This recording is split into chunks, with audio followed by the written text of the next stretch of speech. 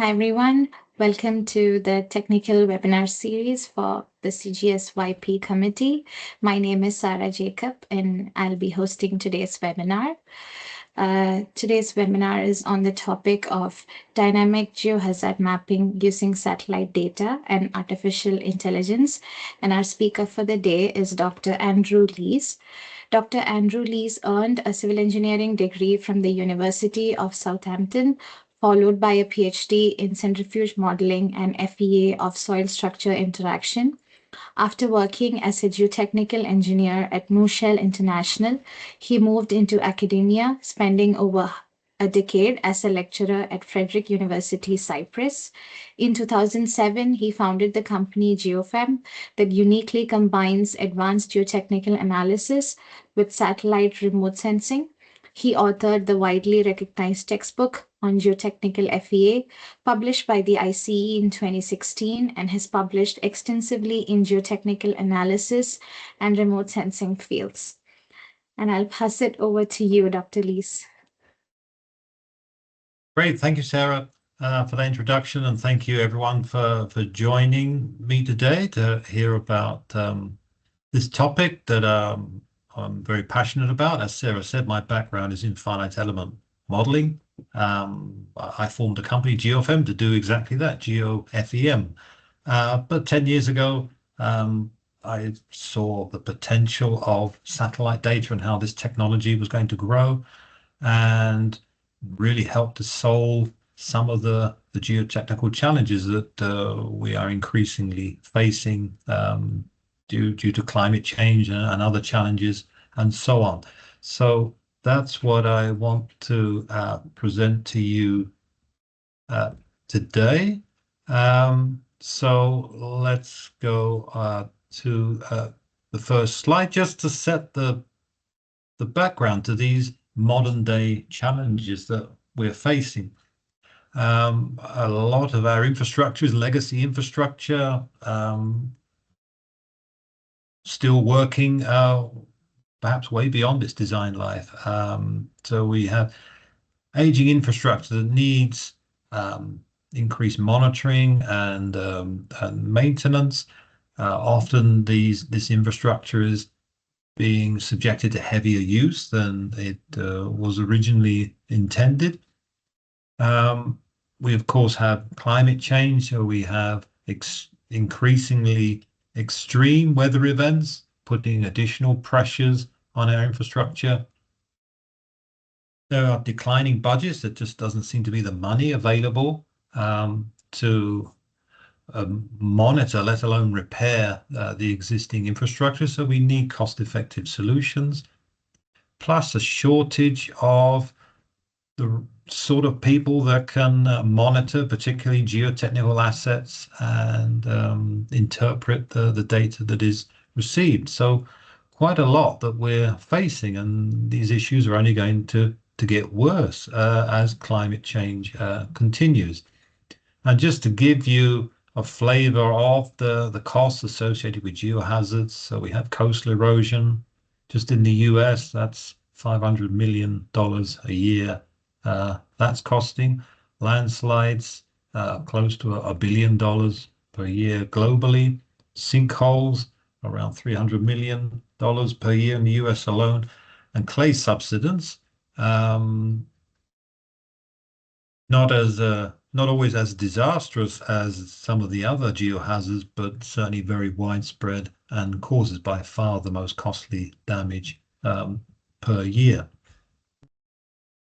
And according to the World Bank, this is only going to get worse because, as I mentioned, climate change. Geohazards are particularly susceptible to moisture change. So if we're getting extremes of moisture due to weather extremes, then geohazards are going to become more and more of a problem. Furthermore, geohazards can occur more or less anywhere.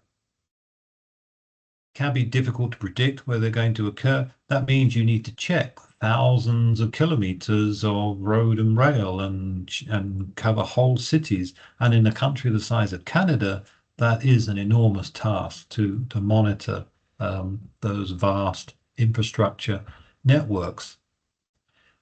So because geohazards can occur anywhere, they do often occur without warning. That means maintenance is often reactive. So we're dealing with problems after they occur rather than before they occur. That is a very costly way to deal with geohazards. So the little amount of money that's available gets consumed by dealing with these hazards in a reactive way. How are we going to build in resilience to climate change if we're dealing with geohazards in a reactive way? Clearly, we need to have a cost-effective way to monitor this infrastructure and assess its susceptibility to geohazards. So what we're going to see in this presentation is how we can determine soil moisture content, so that a key trigger mechanism for most geohazards, as well as displacement from space. We'll look at a few examples where additional geotechnical insight has been gained from satellite data. And then we'll see how we combine this data with other sources for geohazard susceptibility assessment using AI. And AI is a recurring theme in this presentation. So the measurement of displacement and soil moisture content has come about due to something we call the SAR satellite revolution. You'll all be aware of optical satellites, of course, as you can see on Google Maps, for example. But the information that we obtain regarding displacement and soil moisture comes from a different type of satellite called SAR. SAR stands for synthetic aperture radar. The terms synthetic and aperture concern how the satellite operates and how it synthetically creates a larger aperture or antenna to improve spatial resolution. But as geotech engineers, as far as we're concerned, we can think of it just in terms of radar. So radar is an active system, so it emits a pulse and detects reflections or backscatter coming back. And it's from that backscatter that we can determine parameters such as displacement and soil moisture, as we shall see. But a big advantage of SAR is due to the portions of the electromagnetic spectrum where it operates, that's microwave and radio wave, means it's unaffected by a cloud cover. And that's a big disadvantage of optical data is cloud cover. Whenever there are clouds, the images are useless. But SAR sees straight through those. And it also operates day and night. So that makes it a very reliable source of data. So every time the satellite passes over, let's say typically about every 6 days with the open source Sentinel-1 data, you are 99% sure that you're going to get data every time that satellite passes over. And it won't be subjected to the weather conditions. Now, what's the raw data that's obtained? From the backscatter, we have two main parameters. One is the amplitude of the received wave. That depends on a number of factors related to ground surface textures. One of those is the dielectric constant of the ground, and the dielectric constant is related to moisture content. So that is broadly how we can obtain moisture content of the soil at the surface from the amplitude of SAR waves. There is some other parameters that need to be taken into account, but broadly that's how it is determined. And then displacement can be determined because the phase of the received wave that is received is measured, and we'll see how that works shortly. But let's look at soil moisture first of all. This is the first case of the application of AI techniques. So I gave you the broad idea behind how we can measure soil moisture from SAR data, but there are other factors that contribute to that, such as soil type and vegetation type and so on. So it wasn't a straightforward relationship, quite complex, but a problem well suited to AI because there is an extensive global database of in situ measured moisture content, probably more for agricultural applications than necessarily geotechnical, but nevertheless an extensive publicly available database that could be used to train algorithms using machine learning. And we can see the result plotted here with the in situ soil moisture data from sites in all different climatic and geological conditions and predicted by the new algorithm developed using AI. So as I said, the in situ data is using a global database for different climatic conditions over 3 years of data, and that's compared with satellite-derived data, including SAR data, leading to an algorithm that can be applied anywhere in the world where there is bare ground or light vegetation to determine the moisture content with an R² value of 0.81. So you can imagine the power of this when it comes to geotechnical engineering and assessing the condition of assets, because a key parameter is the moisture level. Any slope, for example, that has poor drainage or some sort of source of water is often a trigger for that landslide. If we can detect that raised moisture content much earlier, before the slope even starts to move, then we have an opportunity to do something proactively and cost effectively about that, maybe remove the trigger mechanism before it acts. So there are a few applications of this algorithm. So dams is a good example. So you can detect seepages through a dam, including tailings dams. So this is the infamous Jagersfontein tailings dam in South Africa that suffered a collapse in September 2022. It's quite well known that there were a number of issues with this dam well before the collapse. So it has become quite a well-known case study in how satellite data may be used, including by displacement measurement. But I want to show you soil moisture data for this example. Data leading up to the collapse, shown here in this optical image, where we have multiple breaches of the dam and escape of the tailings into the surrounding environment. In the investigation into the collapse, some optical data found that there was seepage. You see the dark areas here, and some erosion of the downstream slope. So we used the moisture content algorithm to see if that could have been detected if that data had been used as a monitoring tool prior to the collapse. So if we plot along this section line here, along the downstream slope of the embankment, the moisture content as shown down here, recorded by satellite, the blue line is 6 months before the collapse. The green line is 12 months before the collapse. And you can see that in the location where the breach occurred, consistently raised moisture content, showing you that there was seepage through the dam. And of course, that's very detrimental to the stability of the dam to have excessive seepage appearing on the downstream slope. So definitely a method that could be used to assess the condition of assets such as dams, hydraulic dams and tailings dams, to detect seepages on the downstream slope.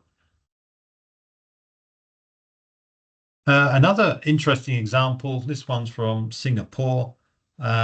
This is a very good example of how this surface moisture data can be used. So this is one of a number of slopes that were analyzed in Singapore. This particular one, it is not a failure. This is a stable slope, but it illustrates how an assessment of stability can be made for a slope using the moisture data.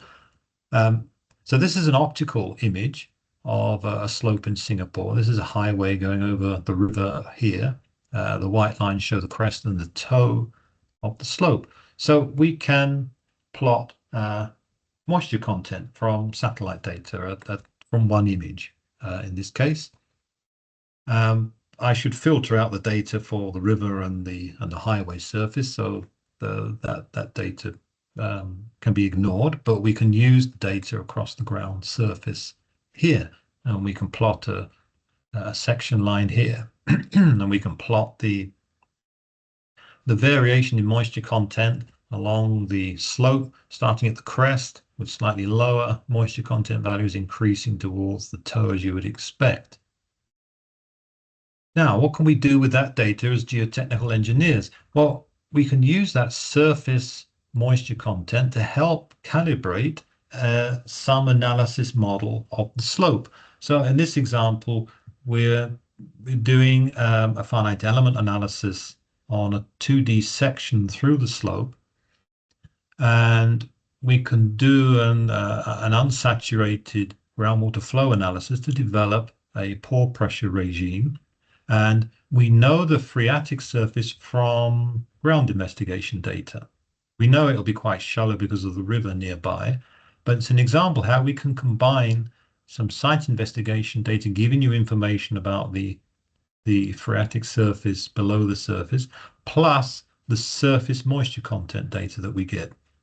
Now, we don't get a complete measured profile, but it's a reasonable approximation to interpolate linearly between the moisture at the moisture content at the surface and at where it reaches saturation level. So in this output here of saturation ratio, we can compare that with the moisture content data, and we can develop a suction profile here.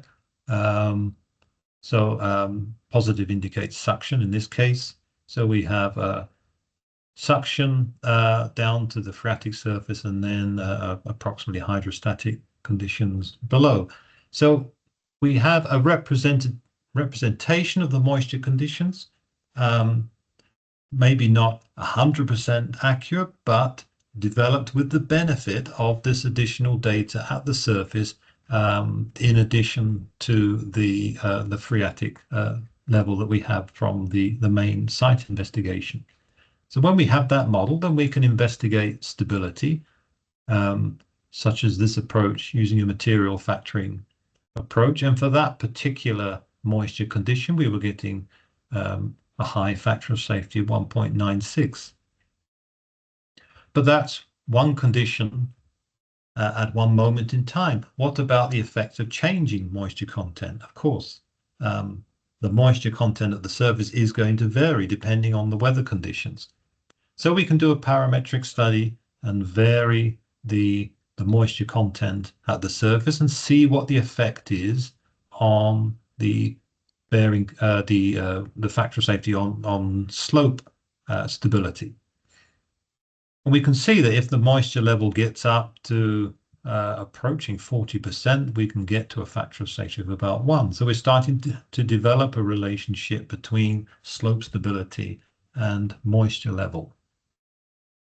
So the one condition that we looked at had an average of around about nearly 30%. That gave us the factor of safety 1.96. But with the satellite data, we can, of course, look at images over a long period of time. So we could quite easily obtain moisture content over at least 2 years. So now you can see how the moisture content varies over time. It's not really seasonal so much in Singapore. You get sort of heavy rainfall events, and you can see a corresponding increase in moisture content. So now we can do a more complete assessment of the moisture conditions in that slope. We can see that the moisture content approaches about 35%. So rather than one moment in time, we can look at 35% here and see that we have a factor of safety of about 1.5. So that's still satisfactory in most cases, but we now have a more complete assessment using this relationship here of the stability over a range of conditions experienced over the past 3 years. And an advantage, of course, of the Sentinel-1 data is it's being archived all the time. So we have 10 years of moisture content data that we can obtain for most sites. Now let's move on to displacement measurement. This is INSAR that I'm sure you're familiar with. I can do just a brief background to the theory behind INSAR displacement measurement. Here's the SAR satellite that we saw before. It emits an electromagnetic pulse, and we get backscatter from various objects, such as this building. Let's imagine we have the blue backscatter on this satellite pass. The satellite continues on its orbit. It returns, let's say 6 days later, emits a pulse from the same location. But since the first pass of the satellite, this building has moved. So we get a backscatter from a new location. Let's say it's the red line this time. And that displacement can be detected not by the change in distance from the satellite all the way into the building, but because there's been a phase shift in this reflected SAR wave. And with wavelengths of a few centimeters, typically, if we can detect a fraction of a wavelength, we're already into displacement measurement at the centimeter level, just from 2 SAR images. Then what you can do to improve the accuracy even further is to look at a time series of SAR images, at least about 20 images. And by analyzing them over a time series such as that, we can improve the corrections for various sources of error and get the accuracy down to about 2 to 4 millimeters. Now that's, of course, that's very precise measurement of displacement, but it is distributed over relatively large pixel sizes. So with the free Sentinel-1 data, it's an average pixel size of about 10 meters square. So we're getting precise displacement measurement, but by comparison, a much broader spatial resolution. So you can think of the displacement as averaged over that pixel size or coming from certain objects that may reflect a particularly strong radar signal. So that's very good for measuring the displacement of quite large objects. Most geotechnical assets are large objects, and it's well suited to geotechnical monitoring. You can improve the spatial resolution by going to commercial data. So the accuracy of the displacement doesn't change, but you do get more points in some situations. You may get a spatial resolution down to a few meters or even below a meter. Let's look at some examples of displacement measurement where that has really helped us to gain insights into geotechnical problems. So this example concerns a slope adjacent to Highway US 191 in Utah, down in the southeast corner of Utah, next to a reservoir called Recapture Reservoir. Now the slope is not on the embankment dam, which is down here. It's a slope where the road just crosses over a small stream that runs into the reservoir. Now, in this optical satellite image from October 2019, you can see the road here has been resurfaced because there's been an ongoing problem for many years with slope movements at this location, causing cracking in the road surface and continual resurfacing of the road. This was just before remedial measures were undertaken. You can see the slope here and compare that with November 2023. You see it's been reprofiled and a tow berm constructed here. But unfortunately, the movements have continued. It did not arrest the slope movements and the highway cracking. You can see in 2023, yet again, it's been resurfaced here. Now, to plan these works, inclinometers were installed. They were removed as part of the remediation work. So the ongoing monitoring, those instruments were no longer available. So satellite data provided a means to obtain that data of slope movement since the installation of the tow berm in the late 2019. So Utah Department of Transport approached us to undertake this study using INSAR. So here's the displacement output from the INSAR analysis in the line of sight direction. It's downwards and to the west is positive movement, so it can be considered as more or less downslope movement when we get these negative values, the oranges and the yellows. If we draw a line around the movements that exceed 1/4 of an inch or around about 6 millimeters per year, you see that we quite nicely delineate the extent of the landslide. And you may notice that it coincides with the extent of the resurfacing. So that means that the cracking in the road surface extends along the same length. So that's useful validation for the data that we obtained. And it extends to the toe of the slope to this stream that runs along here and into the reservoir. In this image, the reservoir's at a low level, so you can't see the water. If we plot the displacement data throughout the monitoring period, right back to 2019, so this is the value of the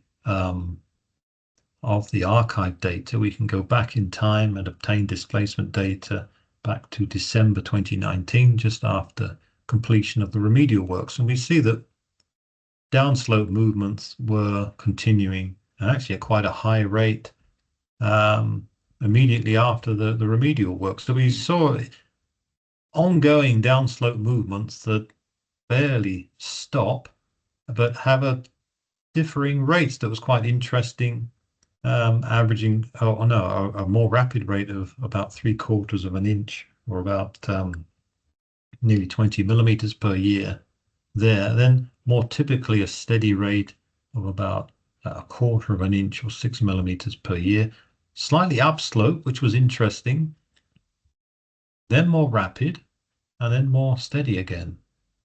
Now, how could we explain all those movements? So this is where interpretation becomes important. Data is all very well, but you need to interpret it and understand it to gain insights from it that will help to plan how to solve this problem that was not solved by the previous remedial scheme. If we look at the points further down the slope, D5 to D10, we saw a similar pattern again, and quite significant upslope movements over several months. So why on earth would the slope start to move back upwards slightly? Well, we looked at the reservoir levels, and that gave us a clue as to what was causing this pattern of movement.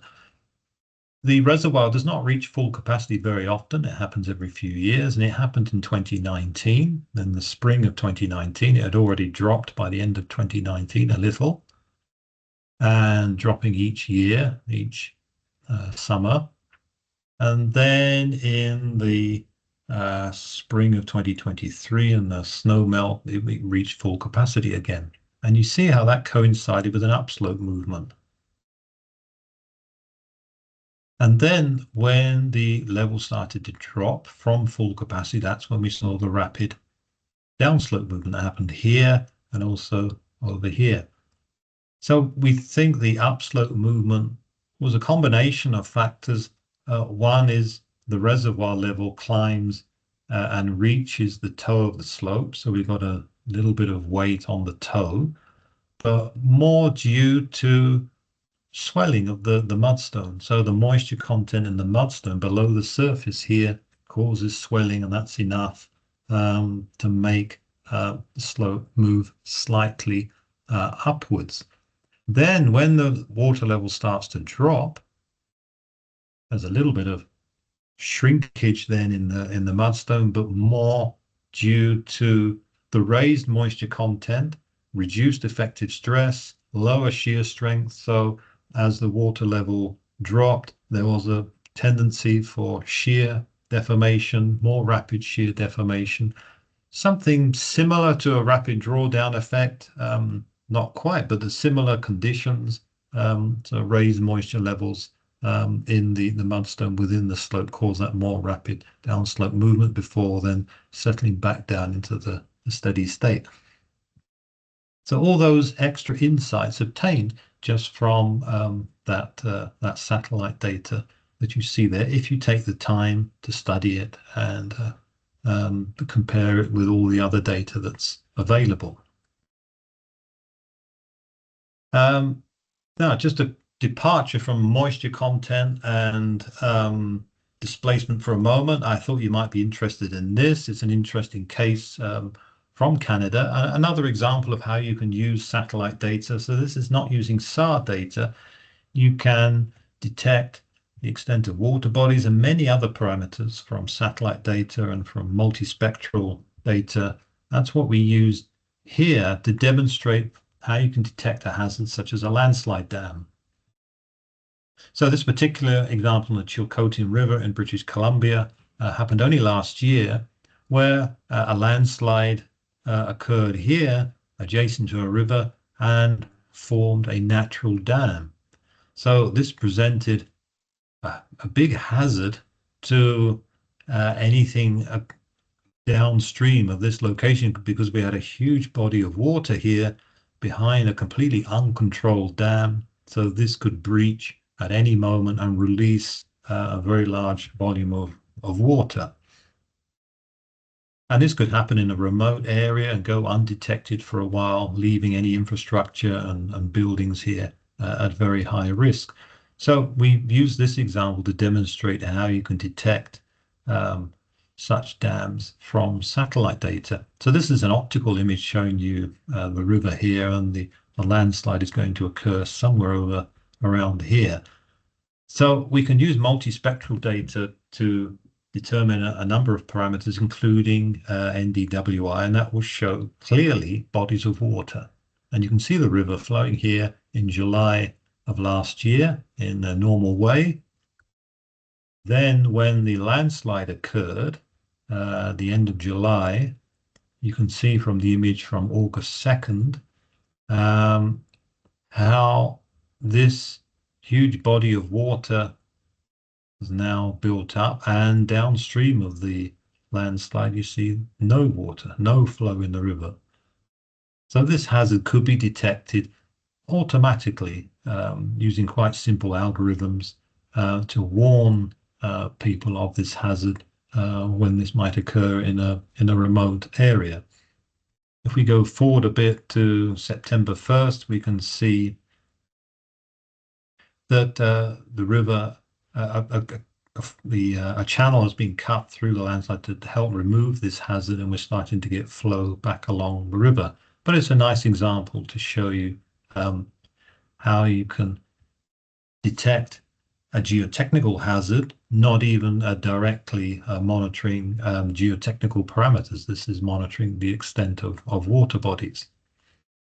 And you could also use AI here to assess the hazard by combining movements of measurements of displacement here and the extent of bodies of water, and learning from past cases such as this to automate these sorts of assessments across vast areas.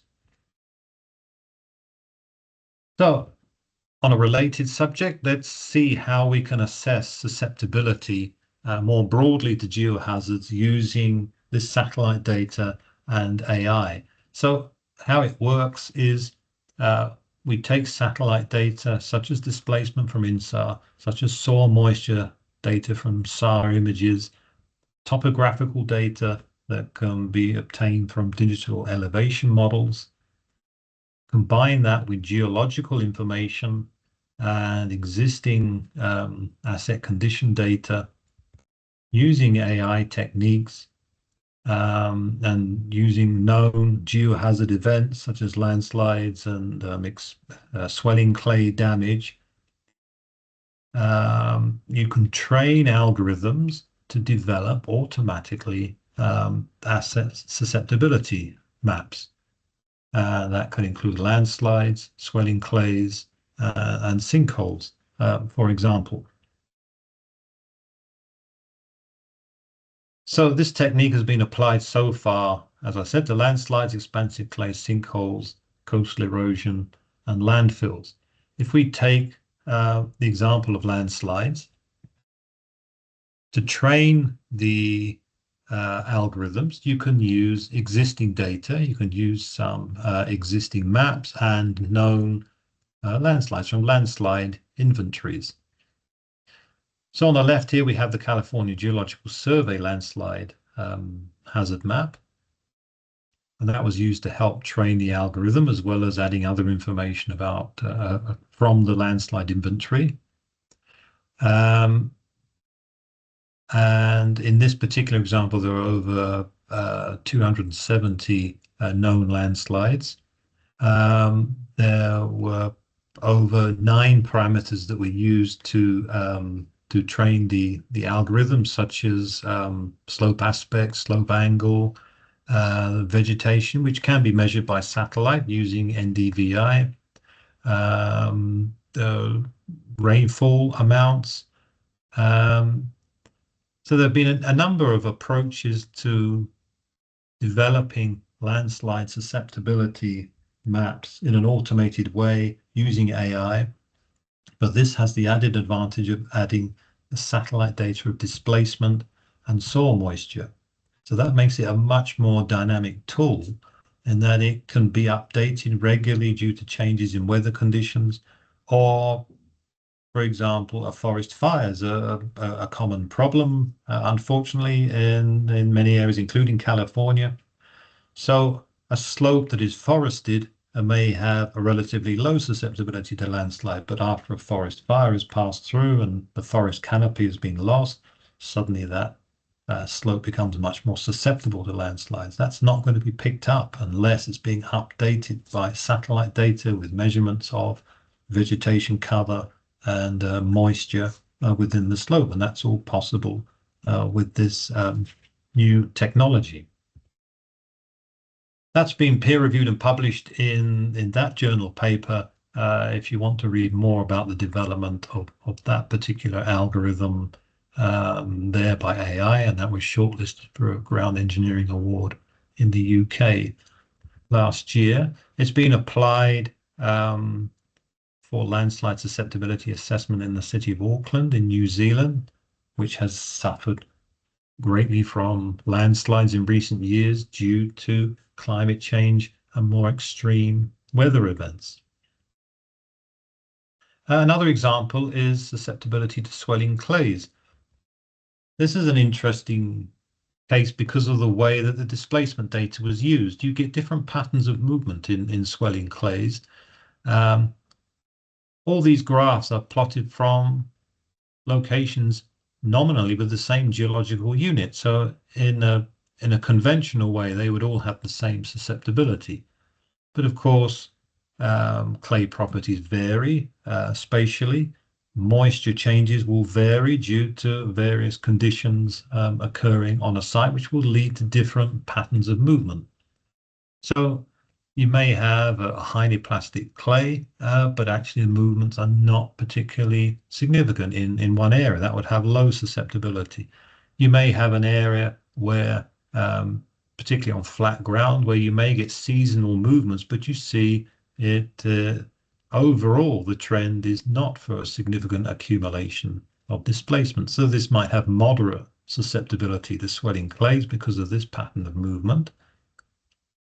But the worst case that tends to happen on slopes, and they don't need to be very steep slopes, is you get both a seasonal cycle of displacement, but also an accumulation of displacement, a ratcheting of deformation, which of course is very much more damaging than the repeating cycle here. So this would have a higher severity score. And that combined with moisture content, using AI again, combined with the geological information, validated or trained using known cases of damage to the buildings within that area, all produce a susceptibility map to swelling clays.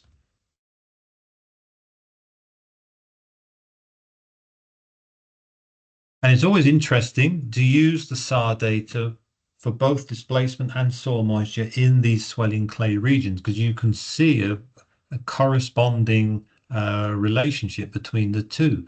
So in this example here, over 3 years in the swelling clay area, we can see in the black line changes in moisture content with the seasons. So in the northern hemisphere, reaching a minimum moisture content at the end of the summer in September, and then a maximum at the end of winter in March, and repeating again and again. And you get corresponding cycles of displacement measured by INSAR, reaching maximum subsidence at the same time as the minimum moisture content, and then swelling somewhat as the moisture content increases, but due to what are normally slope effects, we get a ratcheting. It never returns back to where it started. We get a gradual long-term rate of accumulated settlement over which is superimposed this cyclic movement. And the clever thing about AI is it then starts to have predictive capabilities. So with a particular moisture condition, it can start to predict how bad the displacements are going to be in the coming months, having learned what patterns have been observed in previous seasons. So with all these techniques, not only is there the possibility to develop a susceptibility map, there is now the possibility of forecasting. And that could be long-term forecasting in response to climate change, so long-term climatic changes that you will see develop using up to 10 years of historical satellite data. You can see what those long-term trends are and how susceptibility is changing, but also short-term prediction. If you know that a significant rainfall event is coming in about a week's time, there is the possibility, using these same algorithms, to input that change in moisture and to predict that effect in terms of susceptibility.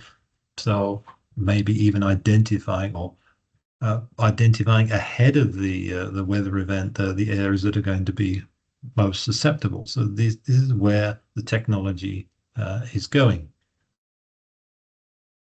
So to summarize, we're all geotechs on the call, I think. So you're probably often complaining about a lack of data. We often have to make judgments on the basis of insufficient data. That's a common bugbear of geotechnical engineers. Well, the good news is that satellites can now provide a whole new and cost-effective source of data and an independent source of data. I would never claim that satellite data can replace other sources of data. It just provides a very useful, independent, alternative source of data that can help to assess the reliability of those other and more conventional sources of data. So we have many examples where it's helped to interpret more conventional sources of data. So we can obtain ground surface and infrastructure displacements at the surface as well as soil moisture content. A big advantage is it's available retrospectively, so you can see how things are changing over many years and help to predict what's going to happen in the future. And when we combine this other data and use the power of AI that's now available, it's possible to do, to a small extent, the work of geotechnical engineers across a very large area. We geotechnical engineers, we can't be everywhere. We can be there for the important cases and the difficult cases, but for assessing thousands of kilometers of infrastructure, we do need the help of satellite data and AI, and that technology is becoming available now, as you've seen. So I hope you found that interesting. I've got the timing good. I've left some time for some questions. I'll be very happy to take some questions at the end here. If you would like to ask questions at a later date or by email, there's my email address there. Feel free to contact me there. Otherwise, back to you, Sarah, and I'm very happy to take any questions that anybody might have. Yeah, thank you so much, Andrew. That was such a good presentation, and it's very relevant in today's world of AI. I probably didn't mention this in the beginning of the presentation. If you have any questions, I encourage all of you to please add it to the Q&A box. I'll be checking that, and I'll give all of you a minute to maybe get that going. So maybe I can start with a question. What's the most common misconception when it comes to using AI in geohazard analysis? And I'm sure like you would have faced several questions about its reliability with geohazards and stuff like that. Oh, that's a good question. A misconception with the geohazard mapping. It's still fairly early in the technology, so I suppose the main misconception is just some skepticism about something new. Yeah. But I think when people see it in action and see that the way that it's been developed and it is genuinely learning from real cases, it's not only the input data of displacement and moisture content, topography, vegetation, and something theoretical. It is based on real events. So the California case is over 200 real landslides, and some of those are used to develop the algorithm, and then the technique then is to validate the model by using another set of data to validate that we are getting predictions of those real landslides where they actually occurred. Now, we never pretend that it's foolproof. These algorithms will continue to improve, but I think they are still a vast improvement on conventional ways of undertaking these assessments. The conditions are changing. Slopes that were stable a few years ago are now increasingly becoming unstable and hazardous. A good example is in Spain only yesterday. You may have heard about the high-speed train crash that happened a few days ago. It was a very distressing event, but there was another train crash in Spain near Barcelona only yesterday. The driver was killed, the train was derailed, 30 people injured. That was due to a retaining wall collapsing due to very heavy rainfall that had occurred in that area of Spain in recent days. This is happening now, and we need this new technology to address these challenges that we're facing, and it's only going to get worse. We're not doing enough to stop climate change, so for the time being, we just have to face up to it. And as geotechnical engineers, we need to rise to the challenge here and try to build in resilience to infrastructure. We can't have these failures occurring on an increasingly regular basis. We have to come up with a technology to meet the challenge. Yeah, completely agree. Okay, we have a question about the moisture content section. How deep can we consider this data to be? Soil moisture, it depends on the wavelength of the SAR image. With the freely available Sentinel data, that's C-band, so we get to a depth of a few centimeters. There is longer wavelength data, that's L-band, and that can penetrate a few tens of centimeters, maybe about 40 or 50 centimeters. Now, until recently, that was only commercially available, but there is a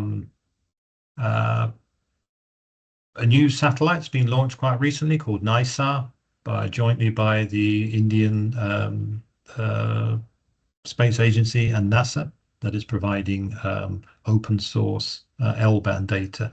So that data will be coming on stream very soon, or already is. So we'll have the possibility of detecting soil moisture and start to get a profile. So we'll be able to get a surface value and then a value at about 40 to 50 centimeters depth. So that's going to be very exciting to have that data. So we're looking forward to having that available. Yeah, sounds good. How do you set up the points in satellite image and record the movement? I think it's about the displacement. Yeah. Yes, about INSAR displacement analysis. The points they arise from the INSAR processing. So it's not something that you can predetermine. It's more an output of the analysis. So it's distributed across pixels that come from the analysis. So it's hard to predict beforehand where these are going to occur. It's more a result of the processing. So there's no way to predetermine where those are going to occur. So you get something called a geolocation error. So you obtain data for a pixel, but you don't know exactly what object within that pixel is governing that displacement measurement, or which is giving a coherent backscatter time after time. So you get a displacement of a certain point, and although the results are displayed as points, it cannot be regarded as a displacement at that precise point. It is something, it is some locations located within a certain distance of that point. That's called the geolocation error, and that's related to spatial resolution. So the larger the spatial resolution, the larger that geolocation error is. As you get better spatial resolution, when you get a point, you now know that it's coming from something closer to that point. The only way to get data for a specific point by this technique is to install a corner reflector. So that is about a meter wide metal tetrahedral structure, something similar to what's used on ships on yachts to improve the visibility to radar. Something bigger that you install. It's designed so when installed, it points in the right direction. So as the satellite passes over, you get a very strong reflection of the radar signal by this corner reflector. So that will give you data for that specific location where the corner reflector is housed. And it will show up very clearly if you're surrounded by areas that aren't giving such a clear signal, but particularly in a forest, for example, where the forest canopy won't be giving such a strong signal, or be very variable from image to image. But if you have a clearing with a corner reflector, then it'll give you a clear view. That's often used where there's frequent snow cover, so that's relevant to Canada. If you have areas where you have snow cover for much of the year, you can't measure ground surface displacements when they're covered with snow. So if the periods of snow cover are relatively short, then when you do the time series INSAR analysis, you can omit just the few images where you have snow cover.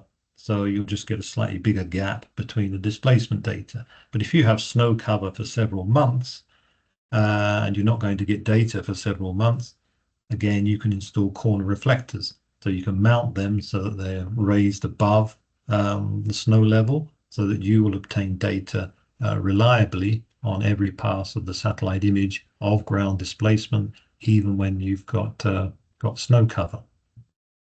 Yeah, our next question is exactly in that direction. How does the snow cover affect the accuracy of surface soil moisture content data?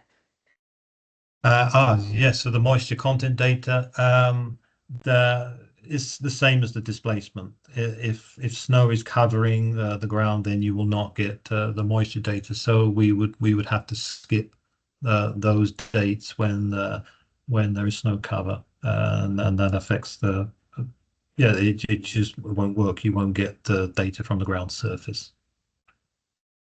Right, that makes sense. Yeah, we do have some more time, so I encourage folks to add questions if they do have them in the Q&A box. Andrew, how accessible are these tools in generally? Like you showed several tools using satellite for various case studies across the world, but how accessible are these tools really for any sort of project, or how accessible are data from these tools in general? Well, the Sentinel-1 data, which is the open source SAR data, that is available to anybody. So if you find the right places to download those images, and you need a little bit of knowledge to know what to look for precisely and what to download, that data is accessible to the extent that it is free of charge. But that data on its own will not be much use. It will just look like white noise if you try to interpret it optically. It needs to be processed. That's where some expertise is needed in how to process that data. So it's not something that just anybody can do, but with some training, it can be done. There are some open source tools that can be used. So some rudimentary analysis, certainly of displacement, can be undertaken. The soil moisture is that's more a sort of proprietary technology that we have developed, and some others have developed. So that certainly needs expertise. That's not so available. There are public sources of soil moisture data, but on a very coarse spatial resolution of hundreds of meters. If you want something more useful, then yeah, that's more specialized technology. And there are, and I mentioned the NISAR SAR data that's also open source. There are commercial satellites. So even the raw data is not freely available. That's something that you need to purchase from the satellite owners and the data providers. That data generally is not archived. It may be for some heavily populated areas, but more often than not, there won't be an archive available. You will need to task the satellite and pay for that satellite to acquire those images. But as time goes by, this data will become more and more accessible and more commonplace. So that's what I think the future looks like. Yeah, sounds good. Yeah, and I think we are at time. So I encourage if anybody else has questions to please direct it to us or directly to Andrew. Uh, Thanks again, Andrew, for your time and for your wonderful presentation. It was a pleasure having you today. Thanks, Thank you everyone. very much, Good day. Sarah, and thank you Yeah, everyone for watching. yeah. All the best. Enjoy the rest of your day.